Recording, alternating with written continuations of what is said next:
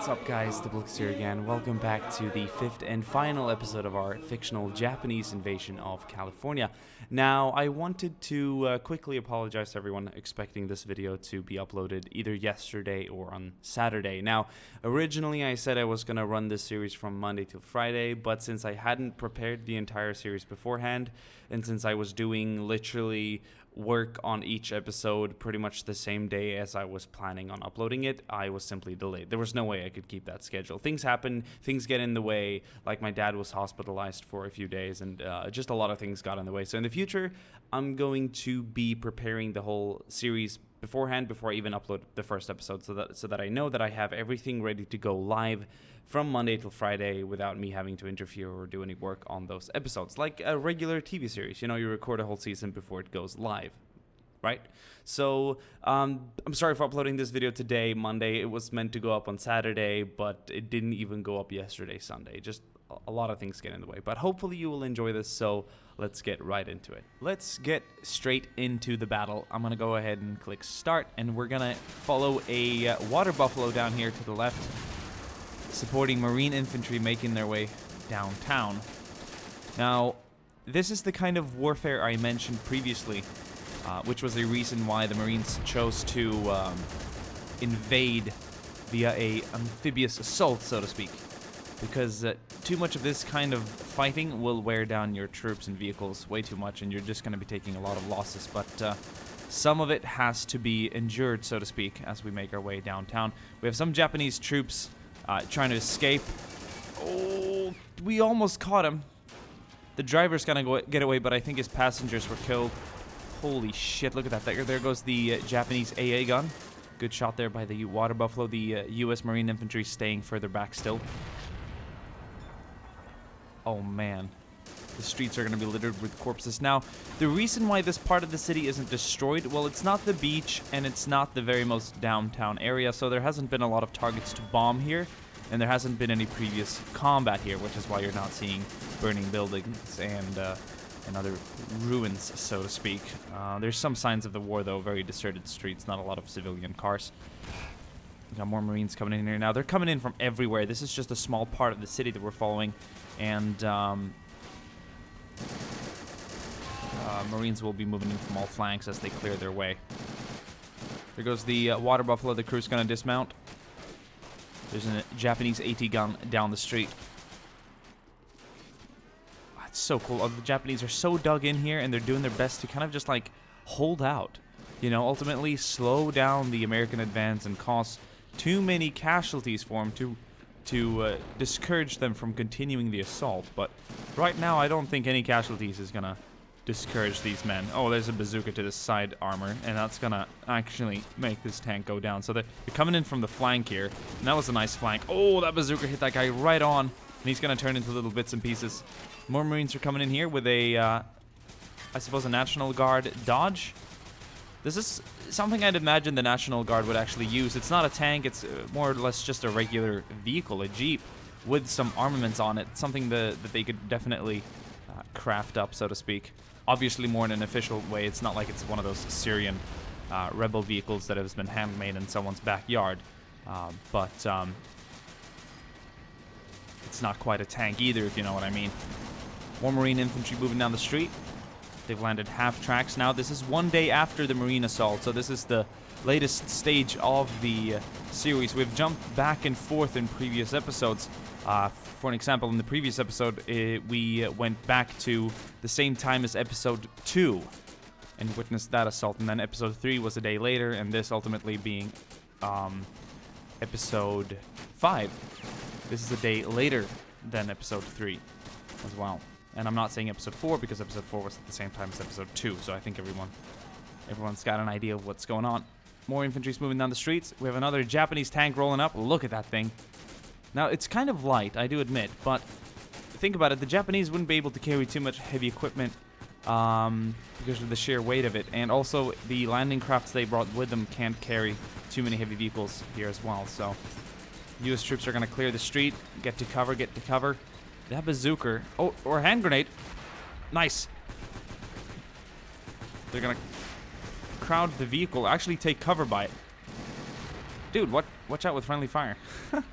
Jeez, they're nuts. Absolutely nuts. Okay, with little regards for themselves, they're gonna go into a sheer state of fury and rage and just absolutely bring that tank down. Got a few more riflemen back here. They're gonna be engaged in close combat. Look at that Garand going. Man down!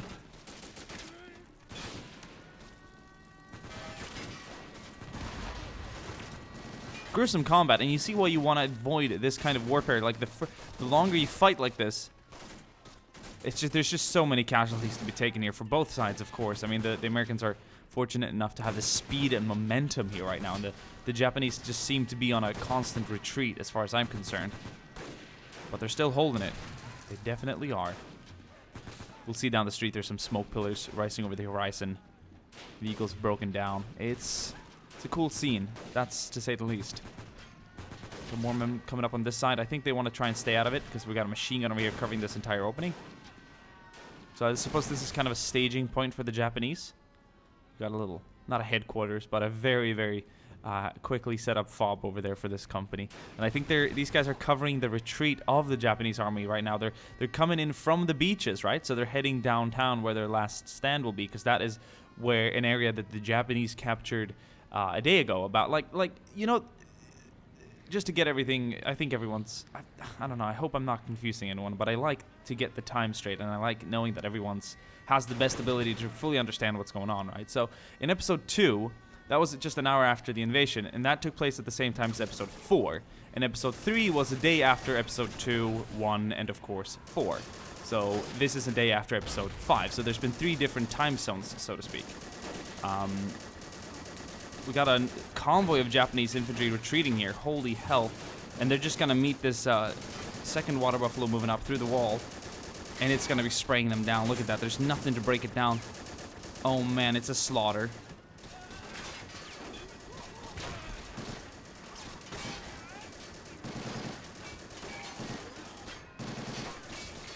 I also think this Japanese AT gun has been destroyed, so we're going to go ahead and get the crew and dismount them there.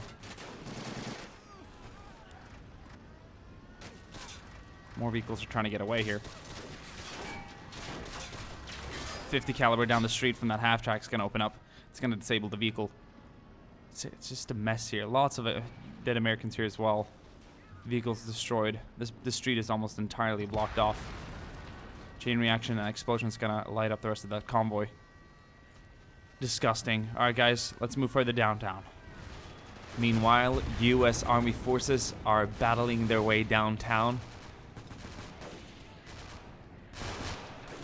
You can tell here the Japanese have fortified the positions that were previously occupied by the National Guard troopers and the armed civilians in episode 2. Now, the force that attacked that very defense in episode 2 was kind of a lighter mechanized Japanese reconnaissance force that was sent out early on, pretty much instantly as soon as the Japanese forces had landed on the beach, to kind of scout ahead and get an idea of what resistance the Japanese could expect in the city. Obviously, it was beaten back, as you saw in episode 2, but later on, when the Japanese sent in more troops, the defense fell. So ultimately, it has become the FOB, or the main operating post here for the Japanese assault downtown. And, well, they've been taking fire recently. As you can tell, a lot of bombs have fallen in the area. A lot of the vehicles the National Guard brought with them have been destroyed, and it's just turned into a catastrophic war scene, with all the smoke and fire spreading throughout the city. Some of the buildings have caught fire as well, as you can see in the distance, and it really shows a lot of signs of war here. Oh, another palm tree collapsing. I do love my palm trees. I do comment palm trees quite often. I don't know why. We don't have palm trees in Sweden. They're very rare, which is why I guess I find them quite exotic and worth mentioning. But anyway, so the previous scene, I hope you enjoyed it. That was not quite downtown, but on their way here, so to speak. So the US Army that's attacking from the east are expecting the Marines to arrive from the west any time now. And ultimately, the sooner they arrive, the better it is for the attacking army forces here. They've taken a lot of casualties. It's turned into a bit of a bloodbath, and many, many, many more will fall as the army forces try and make their way downtown. This is the kind of warfare you originally want to kind of avoid, because it is going to be a war of attrition. Now, I do think, and I do know for a fact that the US have numbers on their side, but the fewer casualties they can take, the better, of course. Everything has a price, and I'm not sure the US Army is willing to pay it all, so to speak, depending on how many lives it will cost to take this area. Another Stuart is making its way further in right now. They're establishing a bit of a new line here, but it's taking so much fire. It's killing a lot of the Japanese infantry, though, with its machine guns. Oh, that's a good hit. I'm not sure what hit that car, if it was a tank or a US bazooka, but I think it knocked out the AT gun, which is fantastic. That's absolutely stunning. No, the soldiers getting back. Are they recrewing it? They were shell shock, but they're back on it. Or I suppose it's shell shook. Shell shook, indeed, yes. No, that Stuart is going to go down as well, but US infantry is making a move up here. They're getting into position. Oh, they're gunned down. That heavy machine gun. Oh.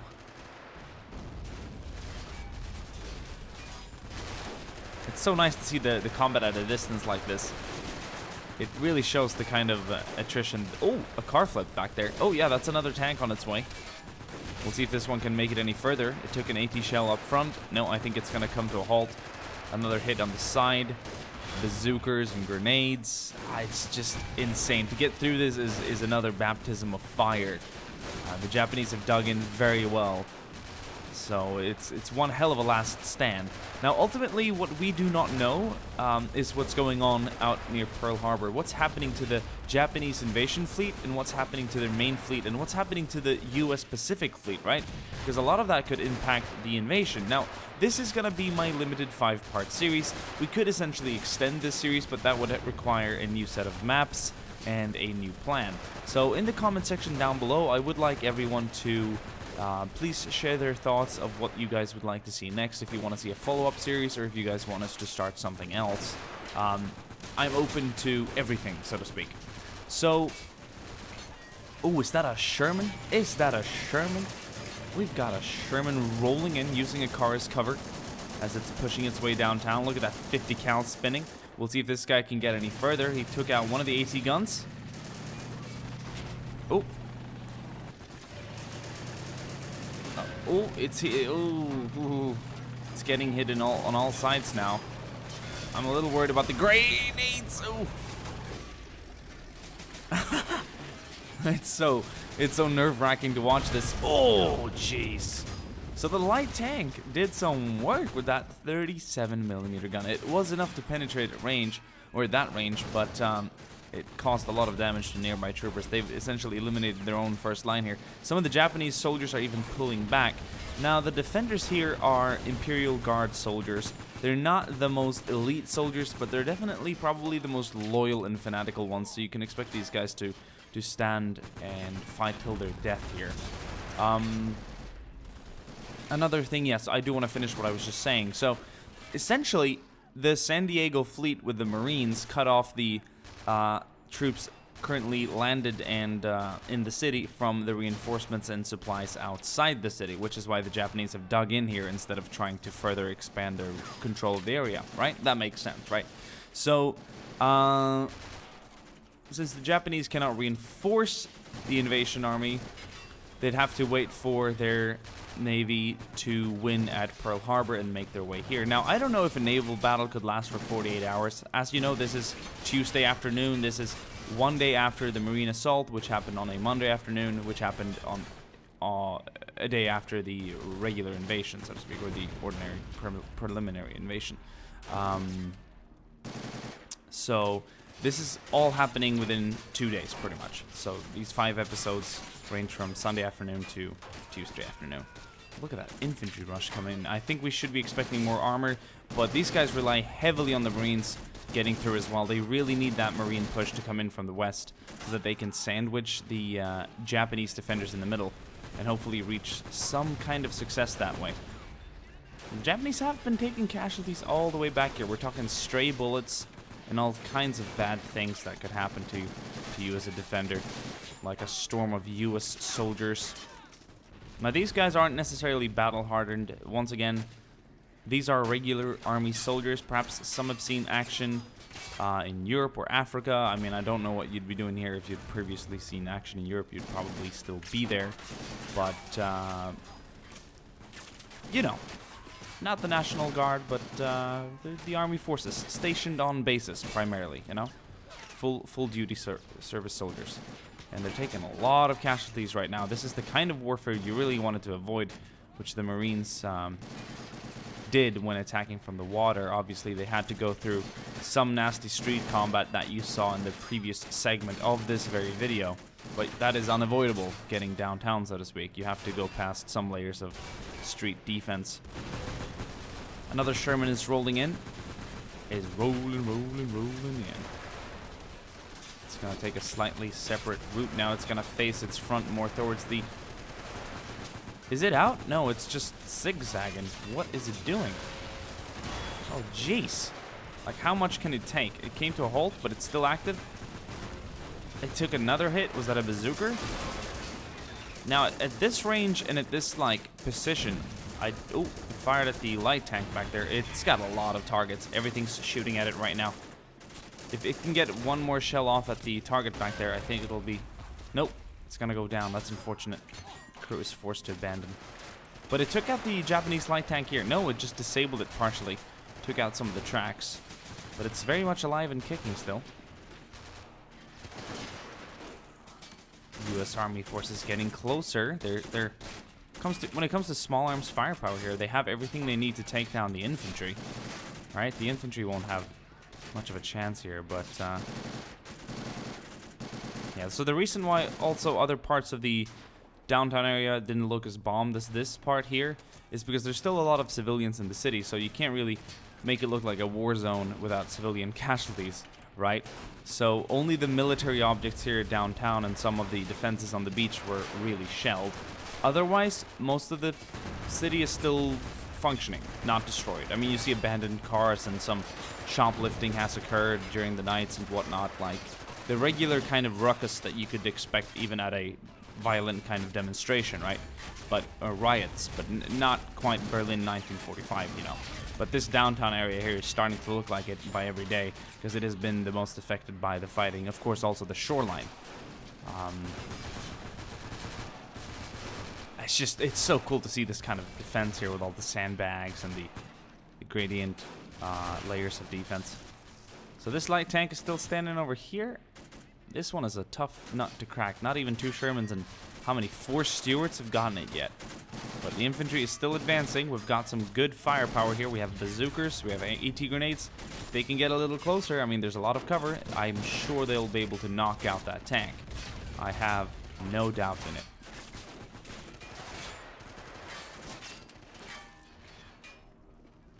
And maybe a little more AT support, but I'm wondering how many tanks the division command is willing to send down this street. Once again, everything has a price, and I'm not sure it's worth it. What is that? Oh, a lot of these Japanese positions are taking heavy fire. Must be the Marines coming in from the west. Oh, it is indeed the Marines. They have made their way downtown, and they have arrived to support the U.S. Army attacking from the east. Look at this. We just see parts of them now, but more of them will show themselves later on as they progress further downtown. Oh, bazookas shooting at the tank here. Water buffaloes rolling in.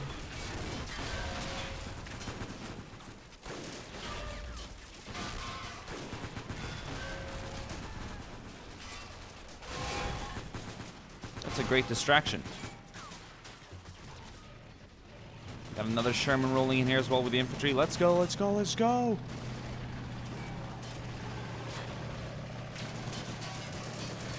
Okay, that's great. That light tank has completely turned its turret around to focus on the Marines. And now the Sherman's going to use the other one, Sherman, for cover. There we go! Let's knock that tank out. What an excellent maneuver of distraction back there from the Marines. Ooh, big explosion back here. The Marines are pinned. They still need the U.S. Army to this. This is a tougher nut to crack than anyone thought, I think. The Japanese are die-hard holding this out, like die-hard. They're not giving up any positions. More explosions here. There goes a vehicle. Holy shit. This is such a violent fight right now, guys. This has got me really, really pumped. I'm loving this. Oh, yes. Rolling in with the armor. Sherman standing by. Look at that thing. Oh, we gotta watch out for that. All the AT weapons. Of course, all the bazookas. There's still 2 tanks still active. And that AT gun. Oh, one hit on the side now will absolutely destroy the Sherman. I guarantee it. Engine's cutting off now and then. There we go. There is another light tank down. Yep, I knew it. Side hit. It's gonna go down. But the infantry's still advancing.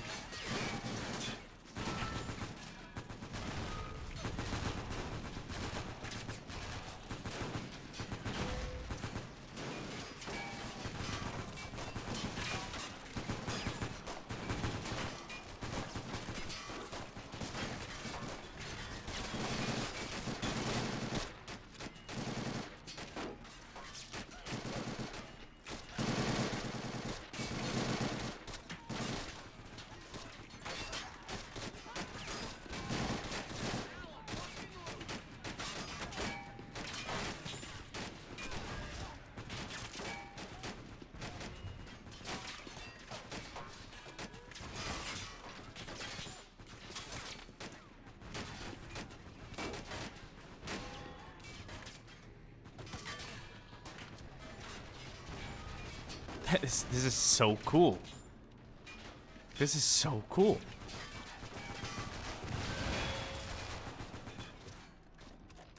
You can feel the Japanese positions weakening.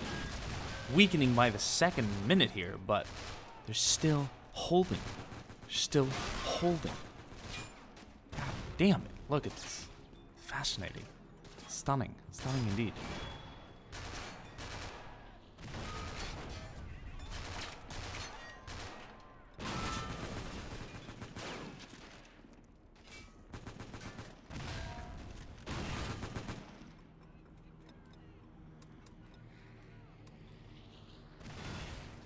Well, the U.S. forces are making their way closer. The infantry is inching closer. They definitely are. I can feel it. Look, they are getting closer.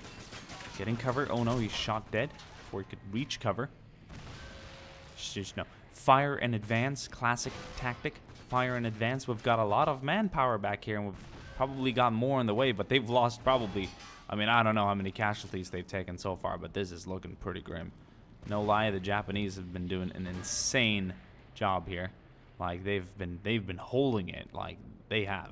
But back to the thing I really didn't ever quite finish talking about, which was the events of the fleet. So, a surprise attack on Pearl Harbor, you know, but not only by airplanes with torpedoes and bombs and whatnot, but also the whole Japanese fleet, would be disastrous for the U.S. Pacific Fleet. So, technically, if it did win and beat them, the fleet could make its way here to then destroy the San Diego fleet, and also then allow for the continued invasion of America, right? But that would take much longer. I don't know how many days it would take for the fleet to get here, right? It would take a week or something. I'm not sure how fast it travels or the distances, but probably more, at least more than a day to get here, like 1 or 2 days, right? So if that happened now, the U.S. forces inlands would still most likely secure the area. I mean, we haven't seen the outcome of this battle yet, but it's aiming towards it, right?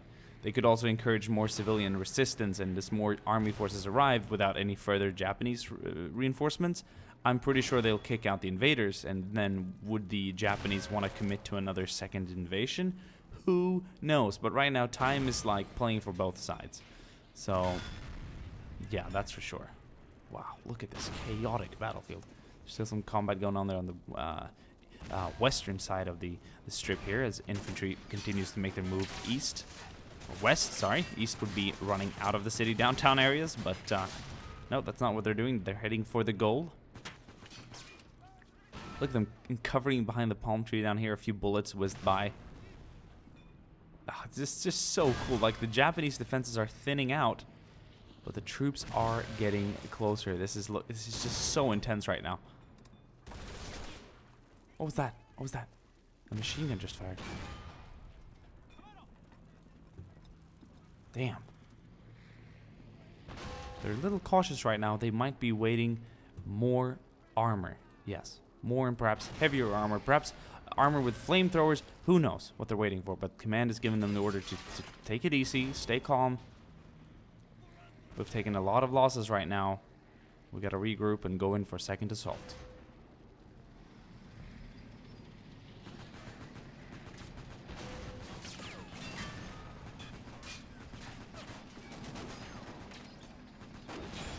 More armor is rolling in to support the infantry. M19 also joins the assault.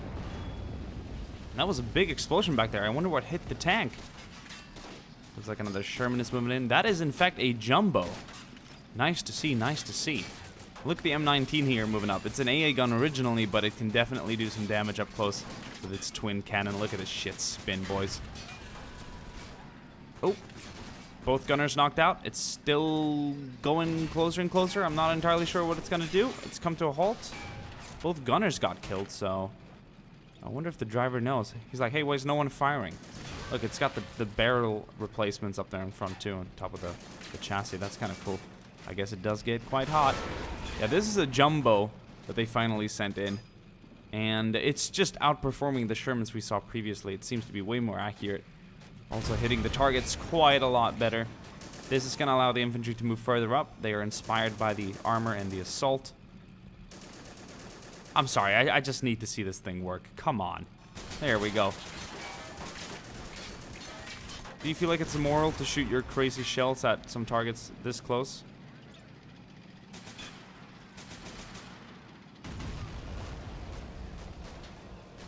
I don't feel like it's immoral at all. Just have it your way, man. Are you guys gonna kiss? Aw. You guys did so well. What a tank couple. Looked like it. They touched front armor, I suppose. Some of the remaining tank crewmen here are kind of confused as what's happening. Well, yeah. The counterattack, that's what's happening. Oh, no one's spared alive, and a few walls went flying. That's a festive way to get confused. Okay, well, that looks kind of interesting. More Marines are moving in. Look at these Marines, man. They've seen all of it. The landings, Los Angeles, something they probably never thought they'd do, invade their own backyard, battle through their own streets, their own neighborhoods, and now meet up with the army boys here. Oh, and watch a Sherman tip a car over a lot of friendlies.